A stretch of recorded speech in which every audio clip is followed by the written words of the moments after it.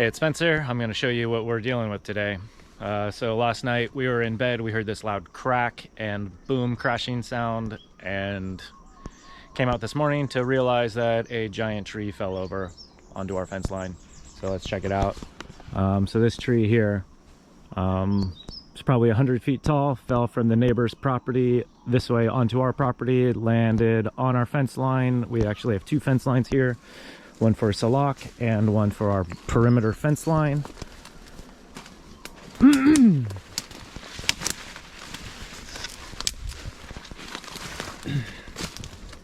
That other fence line is right there. So I am standing on this tree right now. This is what we call an albizia tree here. It's actually a different genus. I can't quite remember how to say it off the top of my head, so I'm not going to. I'll probably just post that in there as a subtitle. But yeah, let's check it out. So this tree, easily over 100 feet tall. You can see right here, it's root ball. I'm not going to walk down the whole thing right now. I'm probably 6 feet off the ground. Our fence is just right there. So yeah, this is like a ton of material. This was just one tree. It's bigger than those two, actually. This was probably the biggest tree over here. So we have to deal with this. So it's a tough situation. It's like, it's hard to place the blame on anybody or anything. It's just kind of a frustrating situation. The neighbors here, they've owned this lot since the 80s. They've never done anything to it. So their trees, they have invasive trees growing on them. Sometimes they get rather large, and this is the reason that people dislike these trees, is because they do uproot like this. So it's like, I don't really want to blame the neighbors for letting this happen. Also, kind of probably should blame myself a little bit for not dealing with these trees. It's kind of one of these weird situations here of somebody needs to manage things before stuff happens like this and we have like full damage. So we have a Salak snake fruit row right here. I'm calling it 100% total loss. It's gone. Looks like probably 80-foot section of the row. They're probably smashed completely. They're palms. Once palms get smashed, they don't come back. So it's not that big a deal. I'll just replant some more. I guess better now than in a few years that this fell over, because then it would actually damage my commercial crop. Right now it's just a setback. It's fine enough. Really interesting though, there's some native trees here that did not get damaged at all. And we actually have a grafted koyo, which is an avocado relative, over that way. Also didn't get smashed at all. So it's really interesting that I've noticed a lot of times when trees fall over is they actually avoid other trees when they land. It's like, sure, some of the other trees get hit, but some of the other trees get totally left alone.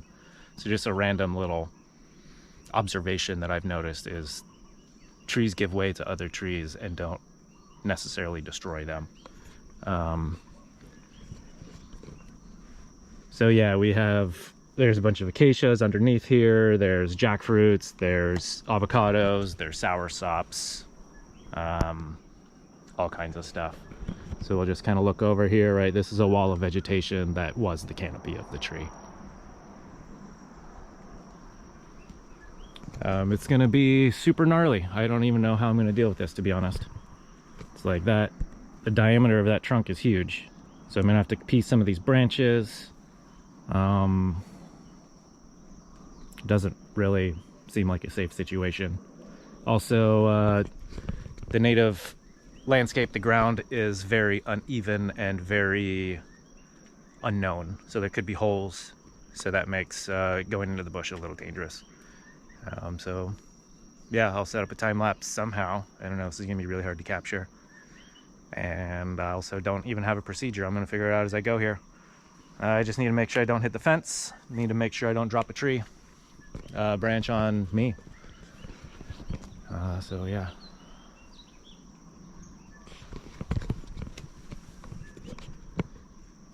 don't let your neighbor's trees get this big. Talk to them, deal with it, or deal with it yourself. You just got to do it. This is going to take me 2 days, at least. But hopefully we can get some of it over here and mulch some of it in, and I don't know, the rest of it is I'm just going to leave over there because this is insane. All right, I'll make another video at some point.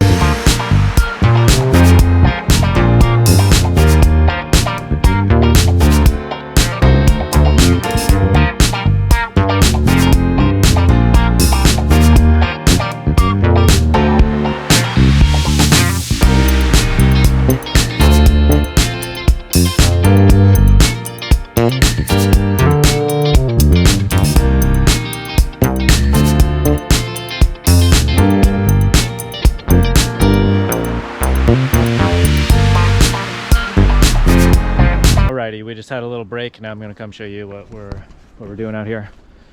So just been piecing it. We can finally walk around a little bit, can finally get to the fence line here. You can still see back there. So I got a ton of material up above us.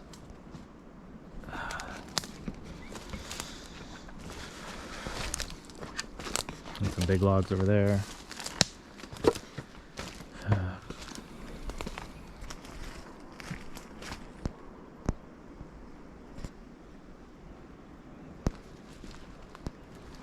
Got a pile here, another pile over there, and yeah, I'm just going to continue piecing it down, just cutting it back, finding where the weight is, and cutting all the free stuff. Still haven't figured out how I'm going to take that down, but we'll figure it out when I get there.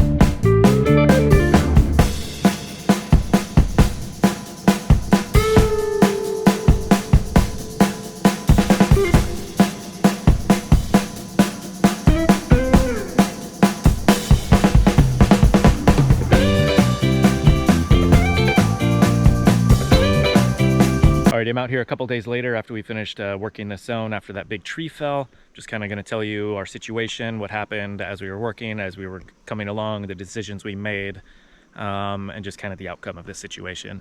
So that tree was huge. It was 100 feet tall, easily. It came 30 feet onto our property, and it's in the middle of that property, so easily 100 feet tall, so 30 meters, and probably about 80 feet wide. The trunk probably would take 2 people to hug it. It was a huge trunk. The root ball that got ripped out of the ground that we can probably see right there's the top of it was 15 feet off of the ground, so 5 meters. So that was a very large tree. That's easily the largest tree that I've ever worked with, that I've ever had to cut up. The biggest branch that I had to cut was bigger than my chainsaw bar, which is 18 inches. So that was a hard cut because I only had one angle to get it from. I couldn't jump to the other side of the tree because it was up in the air and stuff. So easily the gnarliest chainsawing that I've ever had to do. Luckily, I have some chainsaw skills. Luckily, we have the big saw, so we're able to get this done. Easily the most dangerous tree I've ever worked with. You know, there was some snapping branches and stuff, so that was a very serious situation. A friend said a blessing in disguise because we got all this extra mulch and a nice disturbance, which is it's accurate, but also that was scary and that was a lot of work. So as you can see behind me, you know, we really only dealt with about half of the tree. So I'm not going to deal with that anymore. That's over there. That's just that. So we got it off our fence line. You can see right here, fence line is damaged. It got pushed down a few feet. The top line did break. But it's all going to be repairable. It's all fixable, not too big a deal. It's really just for keeping our dogs in. So it's still doing its job currently, so not that big a deal. And then basically did as much as I could over here. We threw as much of the material back onto our side as we could because we wanted these big logs. You can see this nice log pile. There's another one there, another one over there. So yeah, this was crazy. It took me 7 hours on two different chainsaws to buck up all this material, and you know, get it down and do it safely. And then it took Julie the same amount of time, 7 hours, organizing material to get it so that it's tidy, that we can walk around, so it's not tripping on stuff, and kind of trying to open our row back up and all that stuff. So 14 hours of human labor to deal with half of a tree.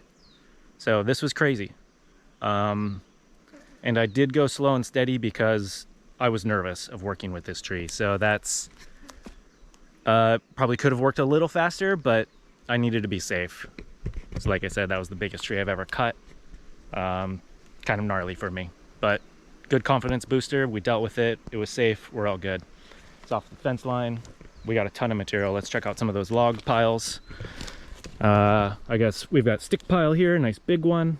That's over 7 feet tall. We got a huge log pile here. We got another log pile here. We got another log pile there. And we've got another nice big log pile here. We've got stick pile. We've got stick pile. We've got stick pile. Yeah, those are kind of the main ones. So a ton of material, and interestingly enough, it's been about a week since we laid these piles up, and you can tell all of the leaves have already fallen off. So we didn't capture the opportunity to be able to mulch those leaves into our system because of the timeline. We just didn't have the human resources to be able to get that going. So it's over there. It's just kind of rotting, kind of a waste of the material, but it is what it had to be. But we'll come back through. We'll come and we'll chainsaw all those log piles up, just like we like to do, so that they can come onto the edge of our row. And then we'll come and we'll chainsaw these, shred these piles up, these stick piles, and get them onto the edges of our row. I also need to come back through and do my clean cuts on my trees that got damaged here. You know, that's not a clean cut. So I need to come and clean up all these trees. We need to come and clean up some of these trees that got damaged. We still haven't done that yet. That'll just be a lopper action. You know, this, we want to just cut all this off and let them regrow. So luckily all these jackfruits, shrigadang seedlings, they're all seed grown, so not that big a deal. We can just cut them hard and they'll come back just fine. So that's one great thing about working with seeds. The one major downside that happened with this was the loss of our silox. So our snake fruits, these are our commercial crops. Here's one, got damaged, definitely got landed on. Here's the newest frond right here, coming out bent. The whole plant is bent. I'm gonna call that a loss. I'm just gonna kill that plant, put a new one there. The one over here, dead and gone. The one over here was a special one, so we're trying to cage it to keep it alive in there. I'm pretty sure that one's dead. This one over here, completely bent. I'm assuming that one's gonna die. And then over there, they're fine. So our acacias got totally smashed, totally beat up too. So our whole row got just demolished. This section of it, luckily there's a lot more over there and a lot more over there that didn't get damaged, so we're okay with that. I've got more silox in my nursery, so it's not that big a deal. Just set us back another, you know, couple months. This row is over a year old, so it is what it is. And I literally just replanted, I think this one was replanted like a month ago. So just, you know, the way she goes. So yeah, anything else specific out here? We'll do a new video when we're going to come and replant this row. So we're going to plant more silox. We're going to probably stick in Some other things, there are cut nuts planted at these acacias. Luckily they're all okay. Some of them are barely even coming up, so they were fine. And then we're going to get all that mulch into the rows and onto our other plants around here, you know, our random jackfruits, our black sapotes. There's some chompadecs over there, some avocados, all sorts of random things out here. So we'll be doing heavy mulching onto those things with all this material. But as the material lays around on the ground, the material becomes harder, so it's harder for the chainsaw to deal with it. So I need to come quickly and deal with this, process this material so that we can then utilize it. So with agroforestry, you know, there's multiple procedures, multiple steps to always be looking at and working towards. And resource allocation is the main thing. So we got to figure out how we're going to use these resources and how we're going to mix them into our system as effectively and efficiently and speedy as possible. So, you know, we did lose our green material with the leaves, but it did fertilize this section, so we are okay. And then it's just, you know, these piles. I don't like to leave piles like this around. They just get in the way. So we will be shredding them and dispersing and leaving some of them around, and, you know, just heavy mulching in this whole zone. And then we're going to have to come and we're going to have to deal with all these other trees. You know, this one here, these there. Those are all part of our normal agroforestry system, so it's not that big a deal. You know, that's time for them to be managed. We're also going to be pushing out some more rows that way. And then the big thing we got to determine is how are we going to deal with these big trees over here. So those are on the neighbor's lot. The one that's over there is dead that we killed. That's on our lot. But I'm just going to go and deal with these. We can't have large trees breaking our fence, breaking our system, breaking our resources, breaking our ability to do things. So it's just deal with them.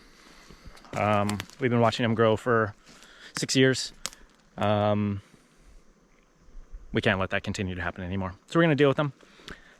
So thanks for watching. Thanks for continuing to support us with views and likes and comments. It's really helpful. We're really trying to boost our channel.